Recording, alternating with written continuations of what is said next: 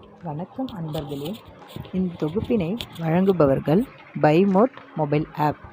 பதிவிற்குள் செல்லலாம். நாள் ஒன்றிற்கு ஒரு திருக்குறளும் அதற்கான விளக்கத்தையும் அதற்கேற்ற சிறு கதையையும் இந்த பதிவில் காணலாம். இன்றைய குறள் 7.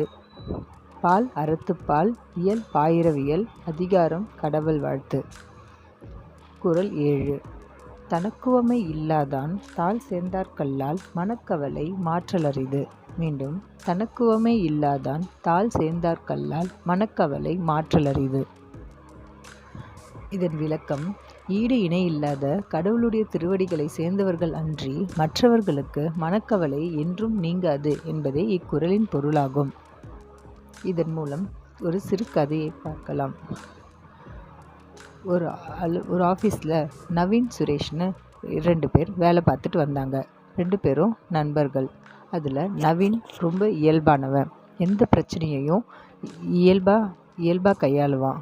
ஆனால் சுரேஷ் எதுக்கு எடுத்தாலும் கவலைப்பட்டுக்கிட்டே ஏதாவது ஒரு பிரச்சனையை பேசிக்கிட்டே இருப்பான். எப்பவும் கவலையோடவே இருப்பான். நவீன் சுரேஷ்கிட்ட பேசி அவனை மாற்ற நினச்சாலும் அவன் எப்போவும் அவன் கவலைகளை பற்றி புலம்பிக்கிட்டே இருப்பான். நவீன் சொல்கிறத காதில் வாங்கிக்கவே மாட்டான். எப்போவும் அவன் சோகமாகவும் ஏதாவது ஒரு மனக்கவலையோடவுமே இருப்பான். ஒரு முறை அவங்க ஆஃபீஸில் மேனேஜர் அவங்களுக்கு ப்ரொமோஷன் வரும்னு 2 பேரும் எதிர்பார்த்துட்டு இருந்தாங்க. அப்போது திடீர்னு மேனேஜர் கூப்பிட்டு 2 பேரையும் பேசினாங்க. ஸோ ப்ரொமோஷனுக்காக தான் பேசுகிறாங்கன்னு 2 பேரும் அவளோட போனாங்க. ஆனால் மேனேஜர் அவங்களுக்கு ப்ரொமோஷன் எதுவும் கொடுக்கல.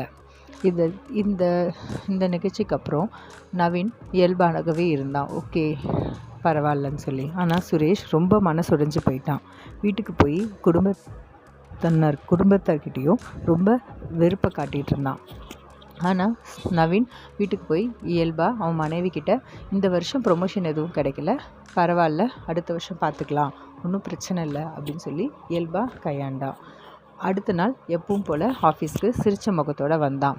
ஆனால் சுரேஷ் ரொம்ப வேதனையோட மனக்கவலையோட ஆஃபீஸ்க்கு வந்தான். நவீனை பார்த்து, நீ எப்படி நவீன் இப்படி இருக்க? என்னால் இந்த கவலையை தாங்க முடியல. யார் முகத்தையும் பார்க்க பிடிக்கல, யார்கிட்டையும் பேச பிடிக்கல. ஆனால் நீ எப்படி இயல்பாக இருக்க? எனக்கு ரொம்ப ஆச்சரியமாக இருக்குது அப்படின்னு கேட்டான்.